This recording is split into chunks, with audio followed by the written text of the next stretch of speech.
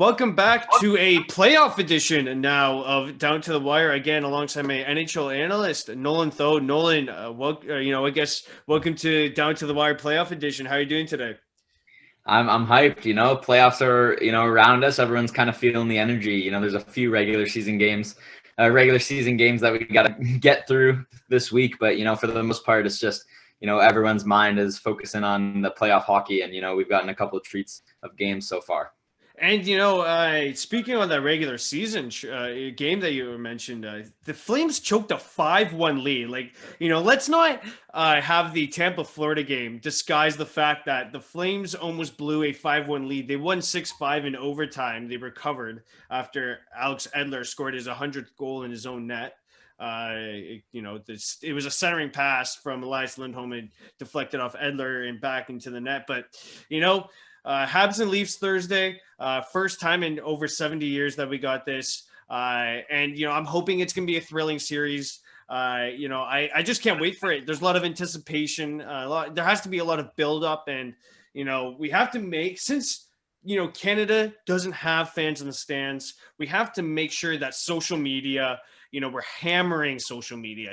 We're tagging our Leaf friends in comments, basically showing our pride, our team pride, because we can't do it in arenas, and I can't even imagine what the atmosphere of the Bell Center would be. Yeah, exactly. I mean, even all four Canadian teams, you look at the Oilers, Jets, Maple Leafs, and Canadians, those are four pretty loyal, fan bases that are going to pack the rink come playoff time. And, we've seen over the weekend that, the American crowds, even though they're limited capacity, have had, some impact on the game. Just that energy is just, you can't make up for it anywhere else. So, like you said, just getting on social media and letting the players know that the fans are behind them in these series, it's going to be important. Well, getting into our weekly headlines here on Monday, Jack Eichel had his press conference, and that was basically the talk of the town on Monday before Kevin Adams went to the podium on Wednesday, I believe. But Eichel, there was basically the one quote he said: "There's been a bit of a disconnect between the organization and myself. I want to be healthy to play hockey next year, wherever that may be." And let the Eichel rumors begin, because simply that quote basically tells everyone, the management having a disconnect between the star player of your team, that's never a good thing. It's never a good sign. So, it looks like Eichel could be departing the Buffalo Sabres this offseason. Yeah, and like you said, let the rumors begin. Pretty much since that day, a lot of rumors have been coming out, Eichel to specific teams for specific packages. And it's just crazy to think that, a superstar talent like Jack Eichel himself is, kind of on the market. I'm not sure, what the GM of the Sabres is planning on doing, but, Eichel just seems that there's a little bit of a disconnect, like you said, and just that relationship, might be too late to fix it. And speaking of the trade packages, a lot of people are saying, okay, well, for the Washington Capitals, this player is an untouchable. But I mean, this is Jack Eichel. He is regarded as one of the next best American hockey players in the National Hockey League right now. And there's no untouchables in a trade for Jack Eichel, who went second overall behind McDavid, who's in a league of his own. And it's just crazy to me. It's mind-boggling to me that people would even say that player A isn't untouchable. No, everything's on the board, everything's on the table, because you're getting a stud center in return. Exactly. Like Jack Eichel, that's a guy who's going to sell tickets. He's going to, bring traction to the team wherever, it may be. So the package that, if he does end up getting traded is going to have to be, pretty substantial in order for, the Sabres to consider moving him. And it's almost like the Ryan O'Reilly situation that the Sabres had around 5 years ago when they traded him. I think it was 5 years. Just two, disgruntled players saying listen, I hate the losing. I wanted to stop. And it seems like, this season we saw a perfect example of that losing culture has now snuck into the locker room and basically taken over the players' abilities to even play. Yeah, exactly. I think the comparison to O'Reilly is pretty solid. Ryan O'Reilly, when he was in Buffalo, there was a quote, that sticks with me, that he said he just, stopped having fun playing hockey, you know, and as a professional athlete, if you lose, you know, your love for the sport, it's really going to impact you. And, you know, it did impact O'Reilly, and he was able to go and find a home in St. Louis and, you know, win a cup in his first year. So I'm sure he's, you know, fell back in love with the game. We see him, he's put on a couple of great seasons since being with St. Louis. But yeah, Jack Eichel, you know, hopefully his love for the game's still there. It's been a tough year for him, you know, not just the Sabres success, but, you know, he was injured coming into the season and, you know, never really got back to 100%. Not to mention O'Reilly also won the Conn Smythe as well. So not a big deal for Buffalo. But the thing is, the way I see it with the potential Eichel trade is there's no way for Kevin Adams to feel like he won the trade. Yeah, the outcome of an Eichel trade is that you're always going to lose it, in my opinion. There, you know, you can. I just don't know what a potential Eichel trade could look like until I see it in front of my eyes. No, exactly. Like you look at the Erik Karlsson trade, and you know, at the time being, you know, a lot of people looked at that as, you know, Ottawa was getting not really much of a package, but you know, you gave it a couple years, and Josh Norris was a part of that deal, and the pick ended up being Tim Stützle. So you know, maybe Sabres fans might be mad at the trade right away, but you know, give it a couple years, and you know, let's see what Adams can, you know, make with the pieces that are returning. My Montreal Canadiens got some injury updates on Monday. And so Gallagher was practicing. He was in a non-contact jersey at the time. And, you know, his shooting was actually going really well. Carey Price is back with the team practicing. Obviously, at the time, they didn't make a return to the regular season. And Paul Byron is back in the lineup. And the Bell line, the Byron, Evans, and Lehkonen line, you know, they had a really good start against Edmonton. I'm not sure if you saw those two games, but you know, they literally drove the offense, the complete offense for one entire game. Like that's how good you're thinking. Like the Bell line with Byron, like man, these guys are third line players essentially. You know, these guys aren't your first line superstars, and they drove the offense an entire game. So I found that quite impressive. Yeah, you know, all three of the guys on that line, you know, are effort guys. You know, maybe they're not as skilled as the next guy, but, you know, they've got some speed, and, you know, they're always going to be giving it their all. So Byron's, you know, a great addition back to the Habs lineup just in time for the playoffs. Ryan Lindgren for the New York Rangers signed a 3-year extension worth $3 million per year. So, you know, I thought this signing was, you know, good by New York. I think he's going to be, you know, a bottom 6 player that can kind of chip in, you know, and that's what I think, you know, playoff teams need, right? Like deep play, you know, when you go into a deep run, you expect your depth to contribute. And, you know, with New York getting, you know, a new coach and a potentially new GM, whether Chris Drury stays or not, you know, I think Lindgren is a good piece down there for the bottom 6. Yeah, exactly. You know, the Rangers, they're just trying to keep as much as, you know, their current core as they can. I think, you know, they got a solid, you know, group right now, and, you know, just keeping retaining all these guys is important. You know, you don't want to be losing any, because, you know, when you're losing the coach and the GM and stuff, you know, a lot of turnover can really hurt a team. And, you know, for the Rangers, they're kind of, you know, making their way out of their, you know, quote unquote rebuild. And, you know, they're going to want to keep all their pieces, you know, heading into the next couple seasons. The Capitals are planning for 25% capacity of fans, you know, starting last week. And actually, they're hoping to expand to 100% capacity for playoffs. So, you know, I love to see the fact that, you know, the American teams are, you know, opening up their buildings more. Vaccinations down there are going superbly well, really well, you know, to get those fans back in the stands. And man, you know, we talked about the atmosphere at the top of the show, and, you know, the atmosphere at Verizon Center when Ovi scores, or, you know, even Oshie, like it goes wild. Yeah, no, like the Capitals, for as long as I can remember, you know, feed off of that, you know, crowd energy. You know, they got a wild goal horn kind of thing. I just have memories of, you know, Capitals, especially in 2018 when they made their cup run, just, you know, the fans being behind them. And last year in the bubble, you know, they struggled against the Islanders. And I think, you know, a lot of that was credited to the fact that, you know, they didn't have the fans in the building. And, you know, they're a team that plays off that energy a lot. And so, you know, for them to be working their way back to 100%, it's just really good for the team. Bill Daly actually did an interview with an NHL.com senior writer, I believe. And, you know, he said that the Canadian division playoffs won't start until Wednesday, May 19th at the earliest, which means that we have to wait until the Calgary and Vancouver useless series ends, even though there was a big lead that was collapsed. either way, the NHL has applied for a national interest exemption with the Public Health Agency of Canada and the federal government of Canada that would allow U.S.-based teams and Canada-based teams to return from the U.S. without quarantine. Daily expects the number of fans to increase for the American teams in the playoffs. The NHL is working on gathering prospects in early July to serve at least some of the function of the NHL Combine. As we know, the draft is held July 23rd and 24th. It's going to be held virtually.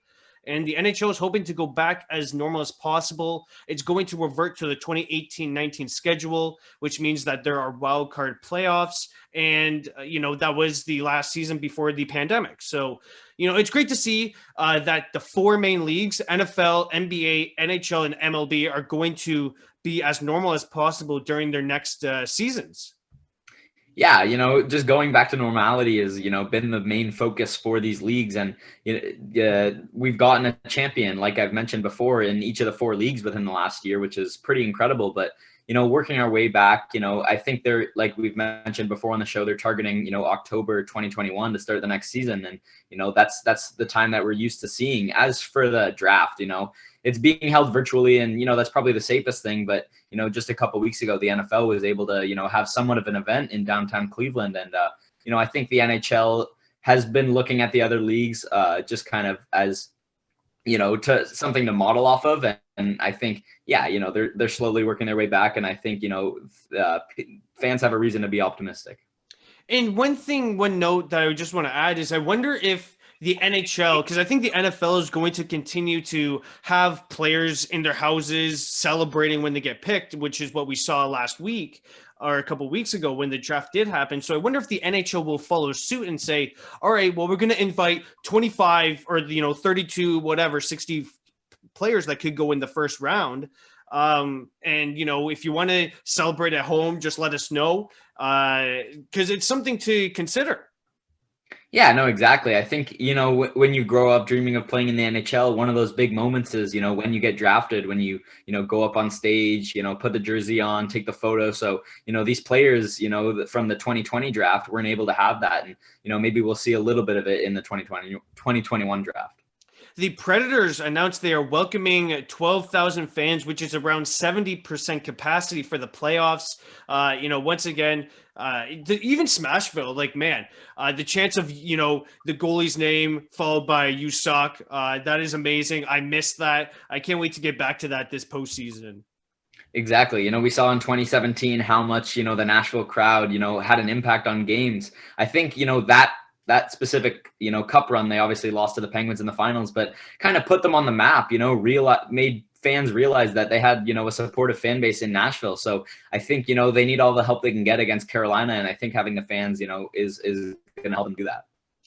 Like we've been seeing around the NFL, I should say, with teams encouraging their citizens from the town to get vaccinated, the Philadelphia Flyers hosted a vaccine at Wells Fargo Center for the season finale. Ticketed fans who will receive a shot got 2 free tickets to select Flyers games. So that's just another, sign saying all right, go get vaccinated. We want to get past this pandemic. We want to survive this war, essentially. And, I think that the Flyers with, giving away 2 free tickets, that's such an incentive to get vaccinated. Exactly. I think everyone, wants to get out of this. So there's enough reason to get vaccinated but, just put on top of it, free tickets to a Flyers game. I think, any fan's going to show up just to take the deal. I had some notes about the Habs and Oilers game on Monday. So Paul Byron hit 200 career points. Ryan McLeod, he was looking really dangerous. He was playing on a line with Neil and I forget who else was out there. But, that third line for the Oilers there with Ryan McLeod, it was looking really dangerous, I thought. So if they continue that momentum into the playoffs, Winnipeg may have their hands full trying to defend them. And it was said during the first intermission that if Marc Bergevin is extended by Jeff Molson, he is likely to keep Ducharme as his head coach. That's from Pierre LeBrun. And we have to remember that Marc Bergevin still has 1 year left on his deal. So Jeff Molson, the owner, could opt to wait out the year and see what he does in this offseason. But, the headlines are that Marc Bergevin's head is on the chopping block. Yeah, and a lot of GMs and coaches can be on the chopping block going into the playoffs. And I think, if the Habs can have any success against the Leafs, I think Bergevin keeps his job. And even if they do lose to the Leafs, I feel like he's somewhat secure just because, they made the playoffs this year. It will revert back to normal divisions next year, and maybe you can take a look at, his situation then. Peyton Krebs fractured his jawline and had it surgically repaired yesterday and is out indefinitely. The Vegas Golden Knights, one of their top prospects. And, they're currently in a series down 1-0 to Minnesota. And man, they're without Pacioretty, which is, kind of a big blow to their top six. He had great chemistry with Chandler Stevenson and Mark Stone. So this is yet another injury to the Golden Knights, who, we thought were Cup favorites. Yeah, any injury hurts, even if it's, a depth guy. And that's the kind of role that Krebs has, had in the games that he's played, around like 10, 12 minutes. But exactly, they're missing Pacioretty already. And, Cam Talbot had a fantastic game, but, they didn't score a single goal in the first game. So they can't rely on Marc-Andre Fleury every game to, have the performance that he did. And, the goals are going to need to come in order for them to make a deep cup run. Pekka Rinne made a 30-save shutout against the Canes in likely his last game in a Preds uniform if they do rely on UC Saros in their playoff run. So, it really sucks that the Preds made the finals in 2017 and didn't get him the cup. It just, again, goes to show that, the Stanley Cup is one of the hardest trophies to win. And, not everyone gets a shot at it. Exactly. Some younger fans may not realize, but Pekka Rinne, has been an elite goalie, maybe not within the last 5 years, but, he won a Vezina trophy, I think in 2017, 18, the year that they won the President's Trophy, but, a great goalie, fantastic career. And I think, if it is his last game, end it on a shutout, end on a high note, and, maybe the team's able to do something in the playoffs with him riding the bench. Moving on to Tuesday notes, Paul Stastny played his 1,000th game, and, he's 37, I believe, and he's playing top 6 minutes, and, that's a pretty, and he's actually, he still has the speed, I feel, and the playmaking ability to keep up with, the Nick Ehlers, the Kyle Connor of the Winnipeg Jets, and that kind of surprises me. Yeah, exactly. Paul Stastny has the hockey IQ, that never really runs out of players, but, typically you start to see them, age a little bit, and, he's 1,000 games in and he still looks pretty sharp, and he's, able to fit into that Winnipeg top 6, like you said. Pennsylvania is going to increase to 50% capacity starting today, actually on May 17th when we are recording. So that means that, Pittsburgh, the Igloo is going to be it's going to be, 50% full. And, once again, American, arenas are filling their barns, and I'm getting, I'm jacked up for game 2 of that Islanders and Penn series. Yeah, exactly. They're down 1-0. The Islanders already took one game on the road, so the fans got to be loud, and the Penguins have to bring the energy if they want to tie that series up. And, just a note there, we had 2 goals in under, 5 minutes right there in the third period. And, I thought the Penguins and Islanders, they played a phenomenal game. We'll get to it because, Ilya Sarokin, he was making huge saves. But, I thought it was a really good response by Kasperi Kapanen, who, scored 31 seconds later after J.G. Pajot put them up 3-2.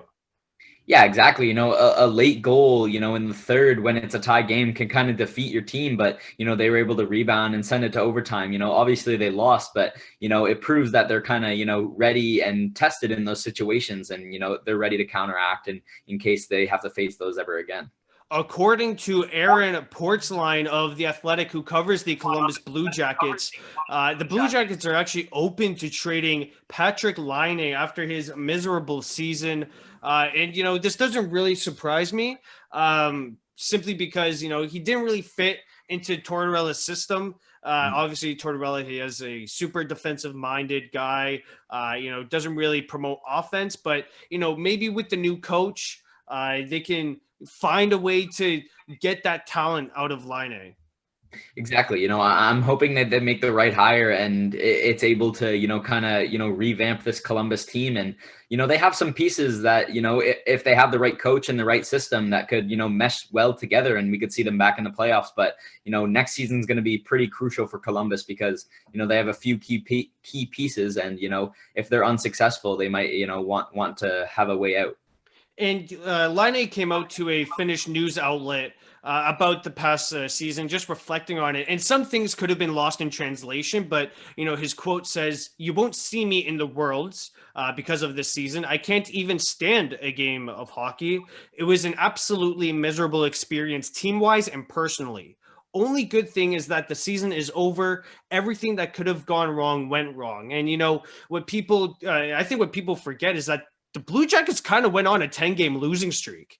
And it was almost getting as bad as Buffalo, because I remember Elvis Merzlikins going out to the media saying, okay, well, I don't want this to be as bad as Buffalo. And, when Buffalo is a standard set for losing, that's bad for the Sabres and just how well they've performed, how badly they've performed over the past couple of seasons. And B, just other players are paying attention to what's happening around the league, and they don't want that losing culture to get into their locker room. I think we expected, at some point Columbus to have a season like this. Last year, they lost Bobrovsky, Panarin, Duchesne, Dzingel, lots of pieces in the offseason, and people were expecting them to, be at the bottom of the Metro. But, they found a way into that play-in, beat Toronto and then lost to Tampa in the first round. But, a successful season, when they didn't have much talent on the roster. So, they did end up taking the step back this year and, hopefully they're able to come out of it, stronger. A top draft pick might be a good thing for the franchise. Well, we have an original six playoff matchup, Toronto and Montreal, for this Thursday at 7:30 p.m., like we mentioned. But it's the first time since 1979. And during that playoff run, Montreal swept Toronto in the second round and went on to win the Cup. So, if history repeats, it looks good for the Montreal Canadiens. Yeah, I think pretty much every single player on the Leafs team, I guess with the exception of Joe Thornton, probably wasn't born the last time that these two teams played. But maybe even Jumbo. I'm not sure the exact year he was born. But yeah, I'm just hoping for a competitive series. I think everyone is, just because, I think all the matchups, on paper, look pretty good. And we've started to see some of them in action. And, it's just an exciting playoffs. And, you just don't want there to be any imbalance within any series. This is the first season that Alex Ovechkin hasn't finished with 30-plus goals. And, he has made a name for himself in the Rocket Richard trophy race every season that he's played. And, it's quite surprising that he didn't finish with 30-plus goals. Yeah, you just expect Ovi to hit that milestone every year. It's just, kind of his thing. But, obviously it was a shortened year and he missed some time. But, he had, I believe, 24 or 25 goals this season. And then his career low, other than that, I think he had like 33 one year. But, just an elite goal scorer. And, he had to rest a little bit, but maybe it was just for the playoffs. On Wednesday, we had Kawhi Leonard creating the shot 2 years ago. So, Nolan, my question to you is, where were you for Kawhi Leonard's shot? So I was at work and I was in the back room. So we have this TV in the workroom. It doesn't work anymore. But I remember, every shift I had during that Raptors playoff run, the first thing I would do is I would show up, 15 minutes early for my shift so I could go get the TV on the right channel. And, whenever it wasn't busy, I'd be, going back and forth and checking the game. And, it was just a nice experience to share with some of my coworkers. And, we went crazy in the back. We were running around the store and, the Raptors were able to, finish things off and win the championship. So just, a great memory. And, I think, everyone kind of remembers where they were. I'll ask the same question to you.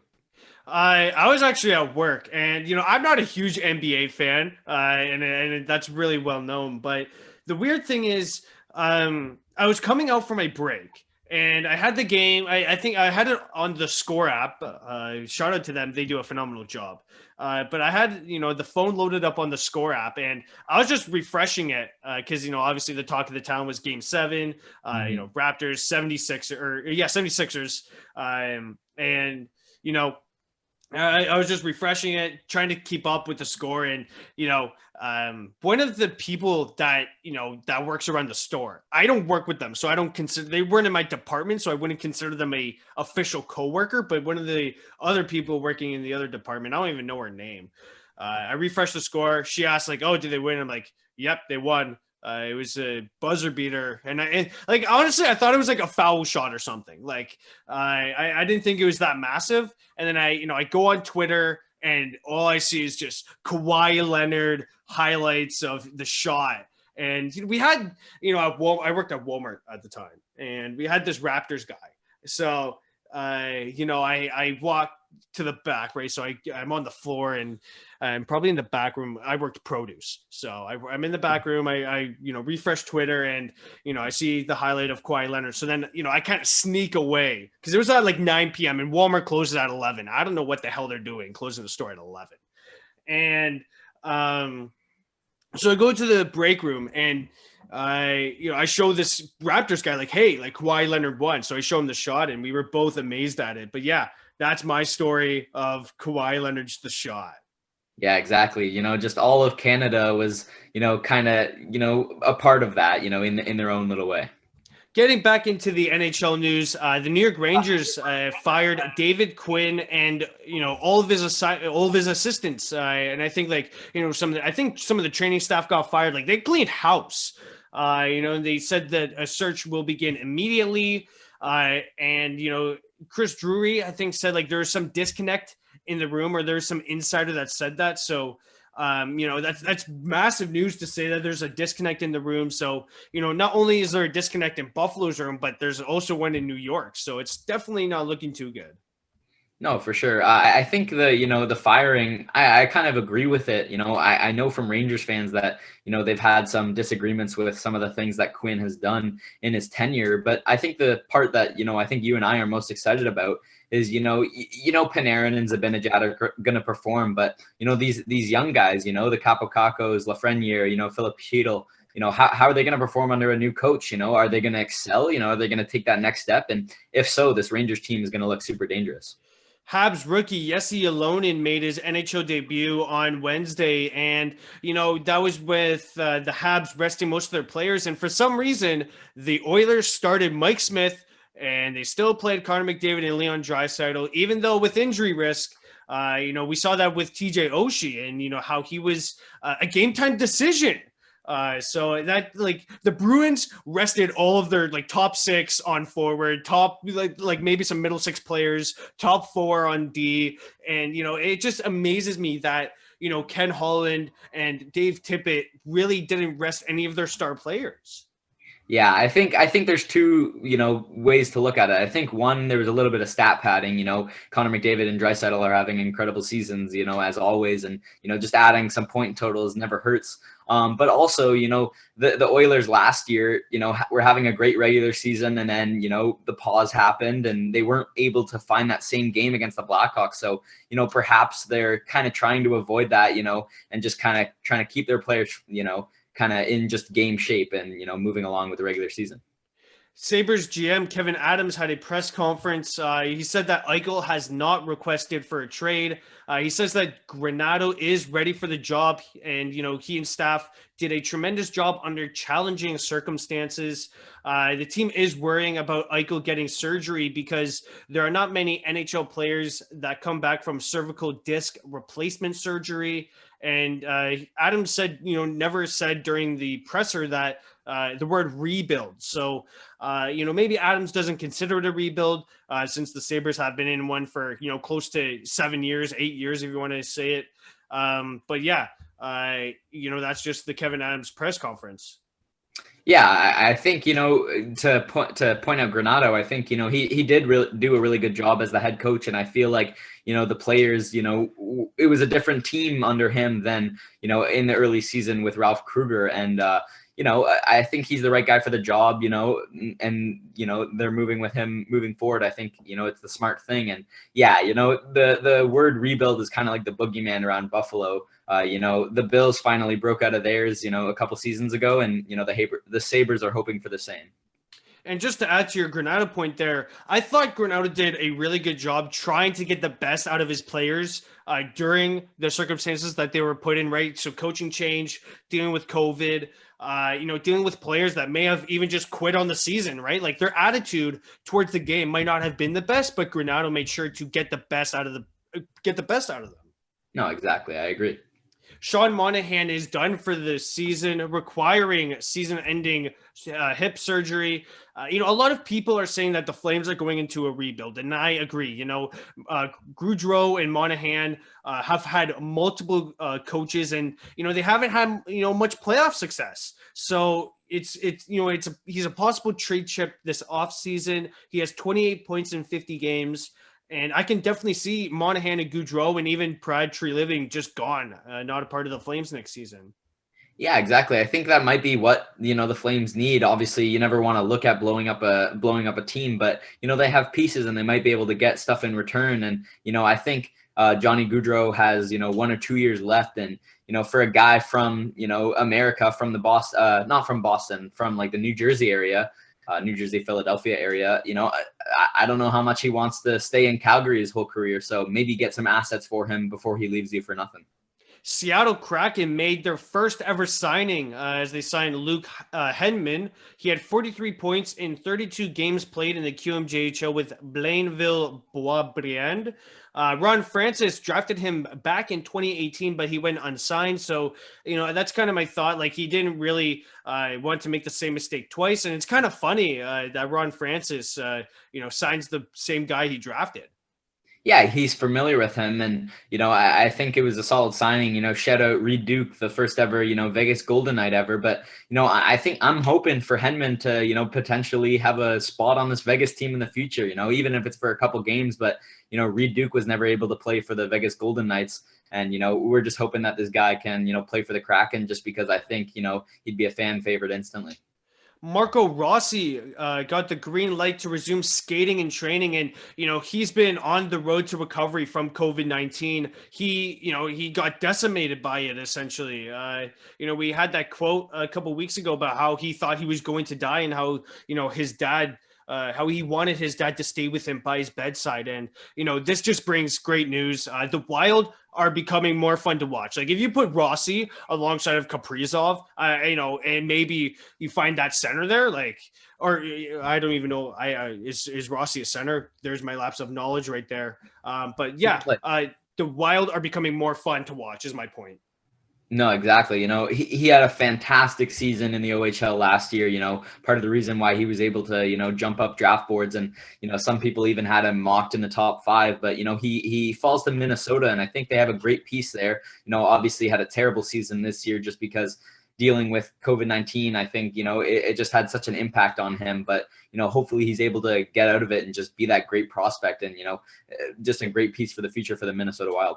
Yeah, so he's a budding center. He's a star for them. And I thought that Zuccarello had great chemistry with Kaprizov. So you put those two on your wing and then you get Marco Rossi down the middle. I mean, that could be certainly a lethal line if they gel together. No, for sure. And then you got a guy like Joel Eriksson-Ek, playing that second line, more shutdown two-way role. I think, the Minnesota Wild, for the first time in a very long time, people are looking at a bright future in there. Parker Kelly scored his first NHL goal for the Ottawa Senators. And, I don't really know too much about Parker Kelly here. I didn't even know he got called up, but, I decided to make this noteworthy since he was a rookie making his debut. And, that Sens team, it's, a lot of young pieces are there. If they could have, some good veterans to stopgap them until, the young become mature. But yeah, I'm super excited for the Senators these next upcoming seasons. Yeah, the Ottawa, their trainers definitely got some practice on his writing on all these pucks. I feel like they've gotten a lot of firsts this year. So, bright future for Ottawa for sure. 100 NHL games for Kel Mccarr. And, we're basically growing up with Mccarr and in his prime. He's a young stud defenseman for Colorado, and they're poised for another deep playoff run. Yeah, Kel Mccarr, he made his debut in the playoffs against Calgary in 2019, I believe, and he just looked sharp. He came straight from UMass. They were in the college finals. I'm not sure if they won or lost, but he came straight over and made an impact right away. Had a great rookie season, winning the Calder Trophy, and I think it's inevitable for him to get a Norris, within the next 5 or 10 years. On Thursday, the OHL announced that October 7th is the set date for puck drop. And, both of us can agree that, we've been waiting for this. There have been multiple dates that have been thrown out, but they've always been pushed back. So, we can never say that it's for sure until it happens. But, at least the OHL has somewhat of a more concrete plan. No, yeah, it's just nice to see that they actually put like an official date on something. Yeah, just next season's going to be big for a lot of guys. They weren't able to get this season to prove anything. And, for the guys, that are going to be drafted in 2022, it's their last chance. And it's going to be a great season, hopefully, when everything gets back to normal. The 2022 Memorial Cup is also set for June 2nd to June 12th. So again, great news there. And, we simply can't wait to get back into those arenas. And, going on that point, with the Bulldogs, right near me, I'm like 20 minutes away. So yeah, I simply can't wait. I miss the buzz of the city. No, exactly. It's just the atmosphere, going to a nice OHL game. It's not like an NHL game where the game's the most important thing, but just nice atmosphere, sharing it with the fans. It's just something that I feel like everyone's been missing. Doug Ford extended the stay-at-home order until June 2nd here in Ontario, so that impacts mainly the Toronto Maple Leafs. But, I wonder if that could mean there is no fans in the stands for any Canadian teams. Alberta has their own COVID problems. So maybe Edmonton during one point can submit a plan for 5K fans or something like that. But, we could be, without the fans in the stands for the whole playoffs. And that would shock me. Yeah, and it would also create such a disadvantage because, last year in the bubble, no one had that home ice advantage. There were no fans, but if there ends up being a series between a Canadian team and an American team, and the Canadian team is going back to play in front of no fans, and when they're on the road, it's an electric building. I feel like that's going to play such a role. So hopefully at some point in time, there's a plan to have some fans in the building. And building on that point, I just want to throw this out here. Like we've, with the playoffs starting on Saturday, Sunday, now Monday, Tuesday, Wednesday, right? That's 4 complete days that we're going to have playoffs with fans.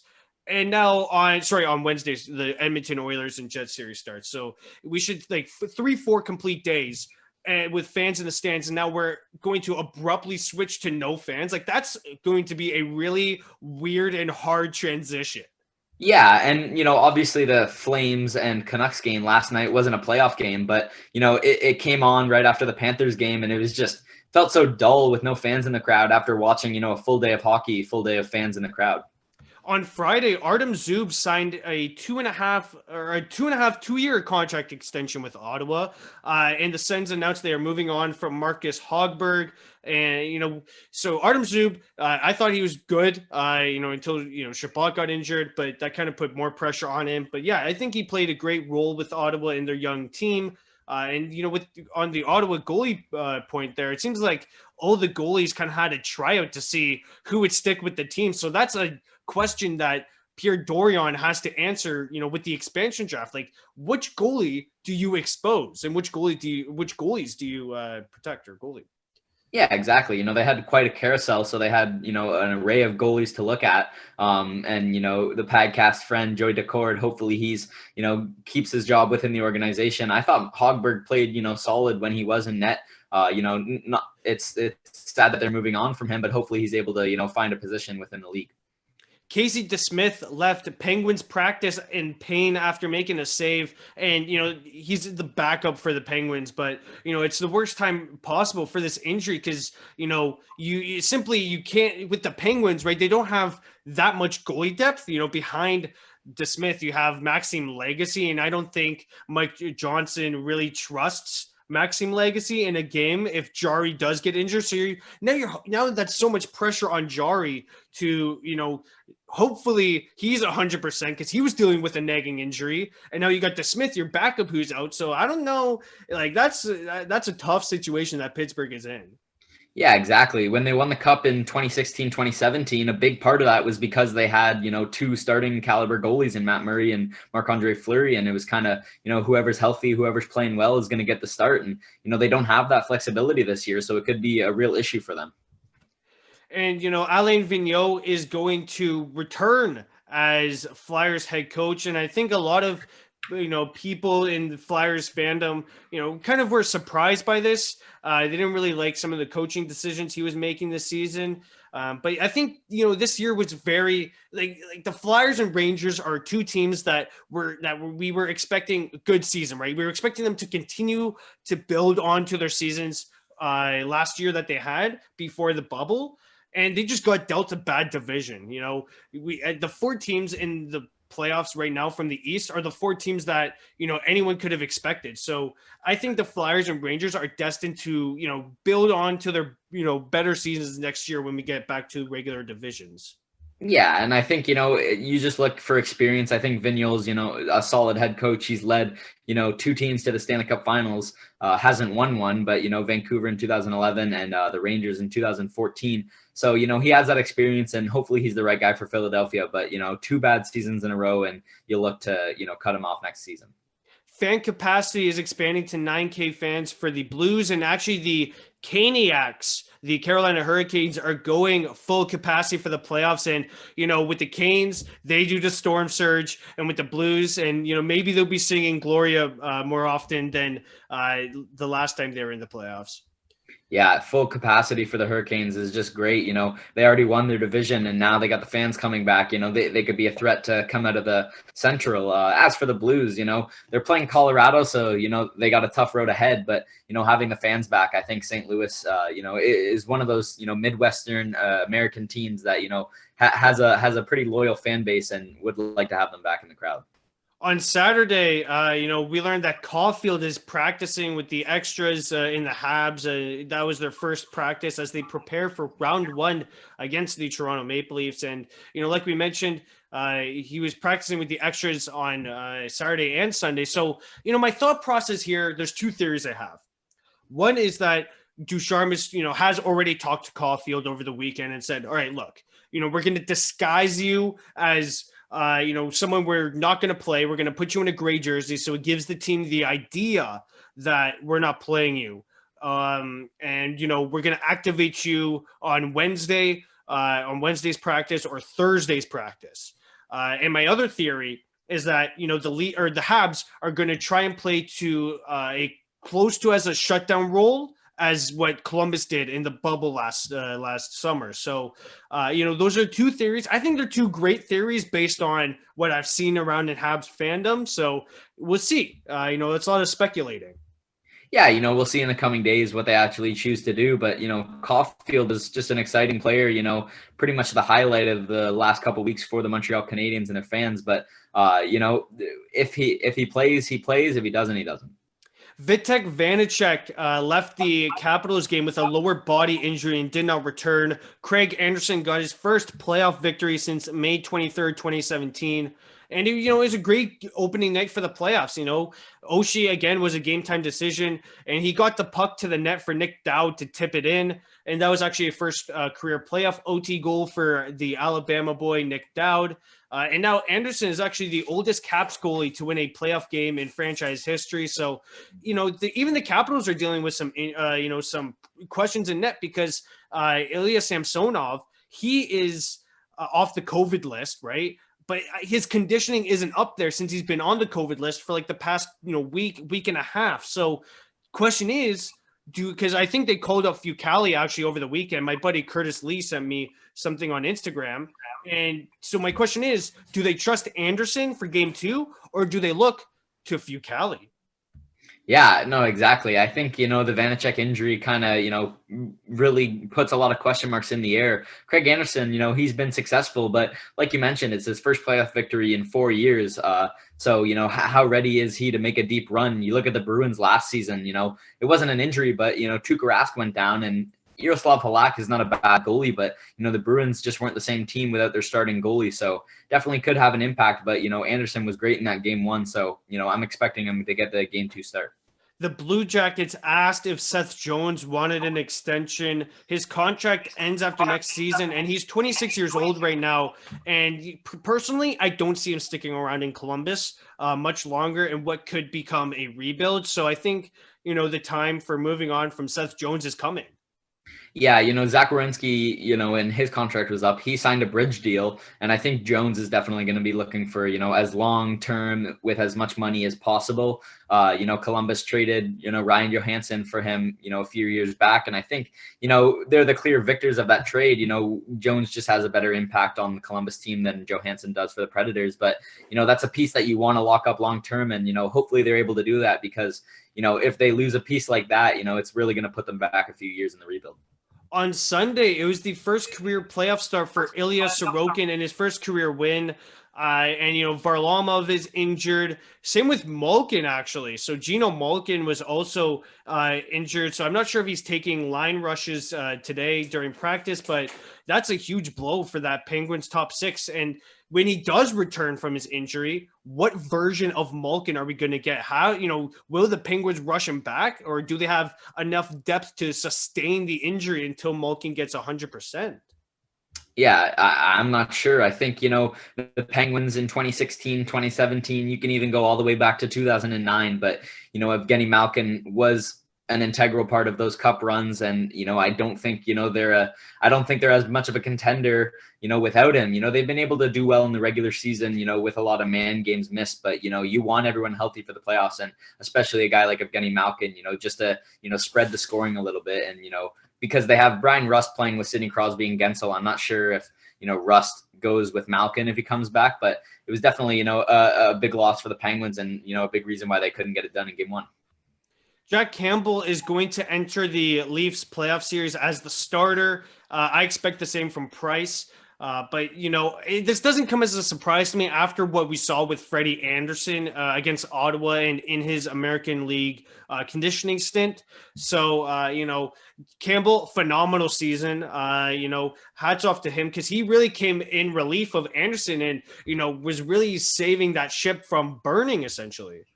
Yeah, and it was a move made at the deadline in 2020, so a year ago. But a really smart move to bring in Jack Campbell because I don't think the Leafs. I mean, I'm sure they would have made the playoffs, figured out a way, but with a guy like Michael Hutchinson starting as many games as Jack Campbell, I don't think they're going to be as successful as they were this year. Marc-Andre Fleury became the first ever goalie to appear in 15 straight postseason games. That's obviously a large part due to the Pittsburgh Penguins. But, a lot of people wrote off Marc-Andre Fleury this season after getting exposed by Pittsburgh. And, a lot of people were saying like, yeah, I don't think Fleury still has it. Well, I think game one against Minnesota really proved those people wrong.